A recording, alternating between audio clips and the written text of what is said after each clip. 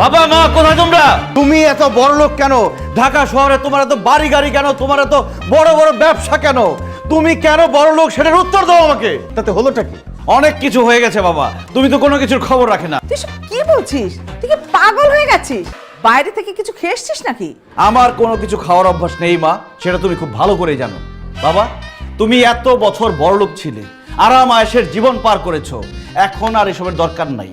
তোমার টাকা পয়সা গাড়ি বাড়ি সয় সম্পত্তি যা আছে সব এতিমখানায় দান করে দাও। চলো কালকে থেকে আমরা গরিব হয়ে যাই, কালকে থেকে আমরা বস্তিতে গিয়ে থাকি। যে ও আর মানুষ নাই, রোহান নাই, ও পাগল হয়ে গেছে। ডাক্তার ডাক, অ্যাম্বুলেন্স ডাক। খবরদার বাবা, মুখ সামলে কথা বলো। আমি পাগল হয়ে গেছি মানে? সরাসরি মেন্টাল হসপিটাল পাঠাতে হবে। ভাইয়া খবরদার, যে কোনো মূল্যে আমাদের গরিব হওয়া লাগবে। তুই সব কি বলছিস? দুনিয়ার মানুষ টাকা পয়সা ইনকাম করতে চায়, গাড়ি বাড়ি করতে চায়। আমাদের টাকা পয়সা গাড়ি বাড়ি সব আছে, আমরা কেন গরিব হতে যাব? কারণ মা, আমরা বড়লোক বলে একজন মানুষ আমাকে কোনোভাবে পছন্দ করছে না। ও এই কথা। ওই মানুষটা কি একটা মেয়ে? হ্যাঁ বাবা, একজন মেয়েকে আমি পছন্দ করে ফেলেছি, তাকে আমি ভালোবেসে ফেলেছি, কিন্তু আমি বড়লোক বলে সে কোনোভাবে আমাকে পছন্দ করছে না। মেয়েটাকে না পেলে আমি বাঁচবো না। চলো না, আমার জন্য, আমার ভালোবাসার জন্য কালকে থেকে আমরা গরিব হয়ে যাই। জীবনেও না। ফালতু কথা বলার জায়গা পাস না না?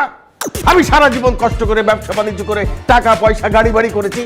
এই বয়সে সেগুলো আমি উপভোগ করব, আর তোর ভালোবাসার জন্য আমি এগুলো সব বিসর্জন দিয়ে রাস্তায় নেমে যাই না? ফালতু কথা কোথাকার। আর জীবনে কোনোদিন এইসব ফালতু কথা আমার সাথে বলবি না। ভাইয়া, তোমার তো বয়স কম, শরীরের শক্তিও বেশি। চলো না, কালকে থেকে দুই ভাই মিলে গরিব হয়ে যাই। কালকে থেকে দুই ভাই মিলে ভ্যান অথবা রিক্সা চালাবো। কখনো না, আমি বড় লোক হয়ে জন্মেছি, বড় লোক হয়ে সারা জীবন থাকবো। তাছাড়া আমার এখনো বিয়েই হয়নি। তোর কথা মতো যদি আমি গরিব হয়ে যাই, রিক্সাওয়ালা হই, ভ্যানওয়ালা হই, তাহলে কোন ভদ্রলোক তার মেয়েকে আমার হাতে তুলে দেবে? হ্যাঁ, আমার দ্বারা গরিব হওয়া কোনো মতেই সম্ভব না। আমার কষ্টটা শুধু তুমিই বুঝবা। চলো না, কালকে থেকে মা ছেলে দুজনে গরিব হয়ে যাই, বস্তিতে গিয়ে থাকবো আর ছোটখাটো কাজ করবো। এটা আমার দ্বারা কখনোই সম্ভব না। আমি বড়লোকের মেয়ে, আমার বিয়ে হয়েছে তোর বড়লোক বাবার সাথে।